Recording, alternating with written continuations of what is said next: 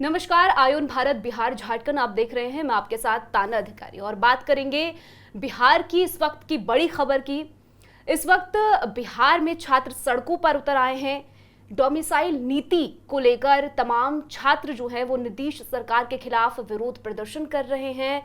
क्या कुछ बिहार में हो रहा है, इस बीच चुनाव भी हैं साल के आखिर तक, तो ये छात्र प्रदर्शन आखिर कर क्यों रहे हैं, क्या चल रहा है इस वक्त बिहार में, तमाम जानकारी जो है जुटाएंगे, बात करेंगे डिटेल में। मेरे साथ सहयोगी मेरे श्रेयस मौजूद हैं। श्रेयस, क्या कुछ अभी बिहार में देखने को मिल रहा है, इस वक्त क्या स्थिति है बिहार की? देखिए ताना, इस वक्त जो स्थिति है बिहार में, ये नीतीश कुमार के लिए थोड़ी मुसीबत जो है वो बढ़ा सकती है। बिहार की राजधानी पटना में डोमिसाइल नीति लागू करने की मांग को लेकर छात्र जो है वो बहुत नाराज है इस वक्त, और छात्रों की मांग है कि प्राइमरी एजुकेशन में 100% और सरकारी नौकरियों में 90% डोमिसाइल सर्टिफिकेट लागू होना चाहिए। जो कि मांग जो है कहीं ना कहीं सही भी है कि देखिए, वो चाहते हैं कि जैसा कि पड़ोसी राज्यों में होता है, झारखंड में होता आया है, उत्तर प्रदेश में होता है, कि मतलब जो है वहां पर लोग हैं, बाहर से आकर के लोग नौकरी, वहां पर सरकारी नौकरी ज्यादा नहीं ले सकते हैं। जो उत्तर प्रदेश के लोग हैं या फिर झारखंड के लोग हैं, उन्हें नौकरी देने में तवज्जो ज्यादा दी जाती है। जो अभ्यर्थी हैं, जो कैंडिडेट्स हैं, एग्जाम्स जिन्होंने दिया है, उनके हाथ में वो एक बिल बोर्ड लेकर के खड़े हैं, वो एक बैनर जैसा कुछ लेकर के खड़े हैं, उस पर लिखा है वोट दे बिहार और नौकरी ले जाए बाहरी। अब ये नहीं चलेगा। ये जो पोस्टर्स हैं ये लेकर के लोग घूम रहे हैं, और छात्र नेता है वहां पर एक दिलीप कुमार, उनके नेतृत्व में हजारों छात्र आज मुसल्लमपुर हाट और भीखना पहाड़ी होते हुए मुख्यमंत्री आवास का उन्होंने घेराव कर दिया। घेराव करने के लिए वो निकले थे। इस आंदोलन का मुख्य उद्देश्य सरकारी नौकरियों और शिक्षण संस्थानों में बिहार के मूल निवासियों के लिए डोमिसाइल नीति लागू करना है। पुलिस ने प्रदर्शनकारियों को रोकने की कड़ी मशक्कत की, सुरक्षा व्यवस्था भी की। छात्र नेता दिलीप कुमार का कहना है कि बिहार में सरकारी नौकरियों पर पहला हक बिहारी युवाओं का होना चाहिए। युवाओं के साथ नाइंसाफी हो रही है, ऐसा वहां पर सभी छात्र कह रहे हैं तान्या, और उनके हक की नौकरी जो है वो दूसरे राज्य के जो कैंडिडेट्स हैं वो लेकर के चले जा रहे हैं। यानी कि बिहार में वैसे ही बहुत कम नौकरियां होती हैं। लोग, हम देखते हैं कि सब लोग बाहर कमाने के लिए आते हैं। मैं भी एक बिहारी हूं और मैं भी बाहर आया हुआ हूं। मैं इस वक्त नोएडा में हूं। तो जाहिर सी बात है कि लोग जो हैं चाहते हैं कि भाई इतनी कम नौकरियां हैं, अगर आप उसमें भी अगर आप 20% भी बाहर के लोगों को नौकरी दे देते हैं तो वो एक बहुत बड़ी बात हो जाती है। लोग अपने माता पिता को छोड़ करके, अपने फैमिली को छोड़ करके बाहर आना नहीं चाहते हैं। झारखंड और उत्तर प्रदेश में हम देखते हैं कि यहां पर डोमिसाइल जो है वो लागू किया हुआ है, और जिसके कारण यहां के छात्रों को वहां नौकरी नहीं मिल रही है। यानी कि जो बिहार के छात्र हैं उनको उत्तर प्रदेश, झारखंड के अंदर नौकरी नहीं मिलती है। तो ये एक बड़ा कारण है तान्या कि जो स्टूडेंट्स हैं वो चाहते हैं कि भाई डोमिसाइल लागू करिए। भाई अगर आपको सरकार, अगर ये तो ऐसा केस है जहां पर सरकार को यह भी खतरा नहीं है कि हम इस चीज को लागू कर देंगे तो हमारी सरकार हिलने लग जाएगी। भाई आपको वोट तो आपको वही देंगे ना जो बिहार के अंदर के हैं। तो और वही चाहते हैं कि बिहार के अंदर के लोगों को नौकरी मिले, बिहार के अंदर उन्हें बाहर ना जाना पड़े। हम क्या देखते हैं, प्रवासी मजदूरों के लिए अलग अलग ट्रेनें चलती हैं। मतलब इस पर कई बार व्यंग भी किया जाता है कि प्रवासी मजदूरों के लिए आप ट्रेन क्यों चला रहे हैं भाई? गुजरात के लिए आप ट्रेन चला रहे हैं, प्रवासी मजदूर की स्पेशल ट्रेन चला रहे हैं, गुजरात के लिए स्पेशल ट्रेन चलवा रहे हैं कि प्रवासी मजदूर ट्रैवल करें। भैया आप बिहार के अंदर ही नौकरी दीजिए ना। मजदूरी करने के लिए लोग बाहर जा रहे हैं। ये तो बिहारियों के लिए बहुत एक शर्मनाक बात है कि उनको बिहार में काम नहीं मिल रहा है। यही कारण है कि बिहारियों का जो एक नाम है वो भी कई बार अन्य प्रदेशों में खराब होता हुआ भी दिखा है। और छात्रों का आरोप है कि सत्ताधारी दल और विपक्षी पार्टियां डोमिसाइल नीति की मांग को सत्ता में आने पर वो भूल जाते हैं। मतलब भाई आप चुनाव के वक्त तो आप ढेर सारे वादे कर देते हैं। आप कहते हैं भाई कि हम आएंगे तो आप डोमिसाइल छात्रों के लिए ये वो, कई बार हम देखते हैं वादे किए जाते हैं, दावे किए जाते हैं, लेकिन जब सरकार बन जाती है तो इन वादों को, इन दावों को नजरअंदाज कर दिया जाता है। छात्रों को लगता है कि हमारे साथ छल हुआ है। और नीतीश कुमार और छात्रों का जो रिश्ता है ना वो काफी पुराना है। मतलब अच्छा रिश्ता नहीं है, ना शिक्षक के साथ ना ही छात्रों के साथ। हमें याद है जब नीतीश कुमार और तेजस्वी यादव मिलकर के सरकार चला रहे थे, उस समय शिक्षक जो है बहुत परेशान हो गए थे के पाठक से।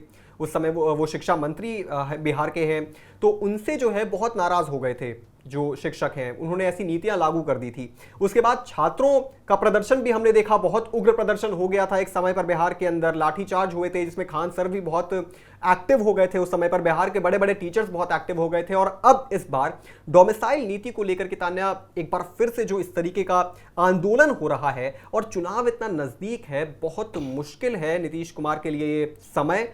उनके लिए इस वक्त ये जरूरी है कि वो छात्रों के साथ बातचीत करें, कम्युनिकेशन बैठाने की कोशिश करें, जो कम्युनिकेशन गैप आ चुका है उसको दूर करने का प्रयास करें, बहुत जरूरी है। वरना चुनाव के अंदर सिर्फ वो स्टूडेंट्स ही वोट नहीं देंगे, उनके परिजन वोट देते हैं, उनके जान पहचान वाले वोट देते हैं। ऐसे करते करते एक बहुत बड़ा तबका खड़ा हो जाएगा नीतीश कुमार के अगेंस्ट में। जरूरी है नीतीश कुमार इस मुद्दे को सुलझाएं। और तेजस्वी यादव भी बहुत ज्यादा एक्टिव हैं इस वक्त, विपक्ष को बहुत बड़ा मौका मिल चुका है। तेजस्वी यादव ने इसको मुद्दा बनाने की पूरी तैयारी कर ली है, नीतीश कुमार को जो है उन्होंने पत्र लिख दिया है, तो इसको मुद्दा बनाने की तान्या तैयारी तो हो रही है। बिल्कुल मुद्दा बनाने की तैयारी हो रही है श्रेयस, वही मेरा सवाल था अगला कि आखिर क्योंकि आंदोलन छात्र कर रहे हैं, अब इसी को ही जो विपक्ष है उसने एक मुद्दा बना लिया है, एक अच्छा मौका कह लीजिए कि विपक्ष को मिल गया है।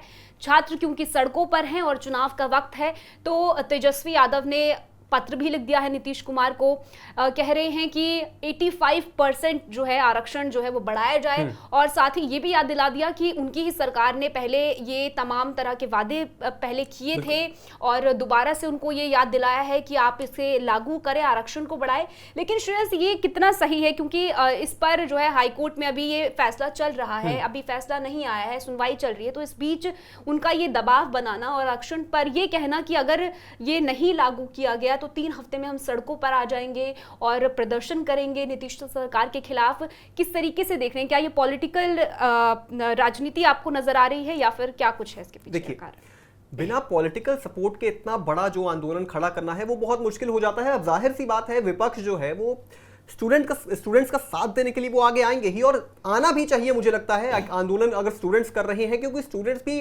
बेफिजूल में तो नहीं कर रहे हैं आंदोलन, वो बिना मतलब के सड़कों पर तो है नहीं, उनसे वादा तो किया गया है ना, उनसे वादा किया गया है ना रोजगार का। उनको तो कहा गया है कि आपको बिहार के अंदर रोजगार मिलेगा, आपको अपने परिवार को छोड़कर, आपको अपने माता पिता को छोड़कर आपको बाहर नहीं जाना पड़ेगा।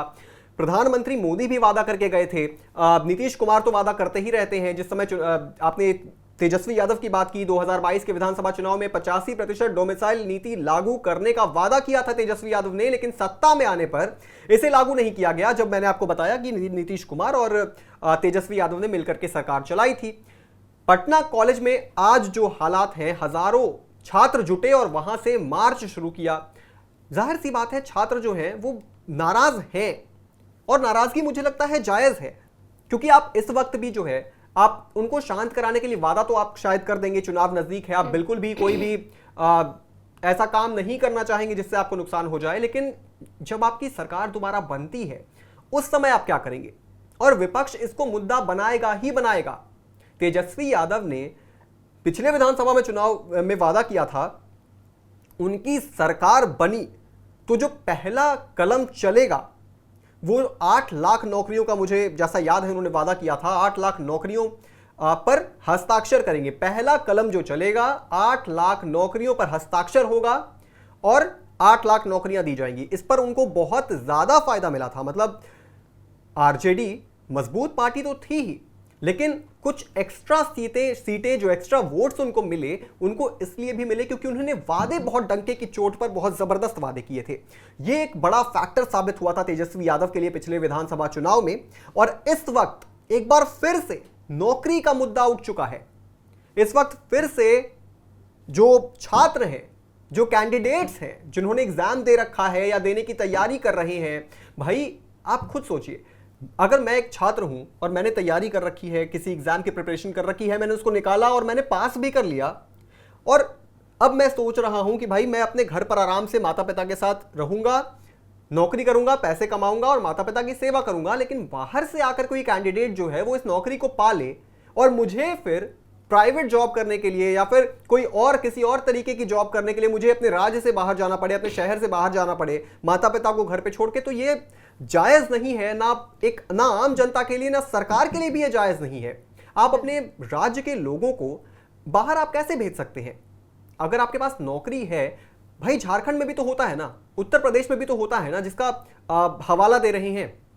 अगर झारखंड में ये चीज लागू होती है, उत्तर प्रदेश में लागू होती है, झारखंड और उत्तर प्रदेश का जिक्र करना यहां पे इसलिए जरूरी है क्योंकि ये दोनों जो स्टेट्स हैं वो एक तरह से सटे हुए हैं बिहार से, बॉर्डर है। तो सबसे पास का स्टेट की ही बात करिए ना, आप क्यों महाराष्ट्र जा रहे हैं, आप क्यों गुजरात हम लोग जाएंगे, पास की ही बात करिए। तो अगर बिहार का कोई छात्र है वो तो नौकरी पाने के लिए ही यही दो स्टेट्स में जाएगा। अब यहां उसे तो नौकरी मिलेगी नहीं सरकारी, ना उसको घर में नौकरी मिल रही है ना बाहर मिल रही है, और वहां उत्तर प्रदेश के लोग उत्तर प्रदेश में नौकरी पा रहे हैं और उत्तर प्रदेश के लोग बिहार में नौकरी पा रहे हैं। तो इससे फायदा क्या है? यही मुद्दा है ना। आपको ये चीज पता है तो ये चीज नीतीश सरकार क्यों नहीं समझने को तैयार है? पहला मौका नहीं है जब वहां पर छात्र जो है वो आरक्षण के मुद्दे पर इस तरीके का प्रदर्शन कर रहे हो।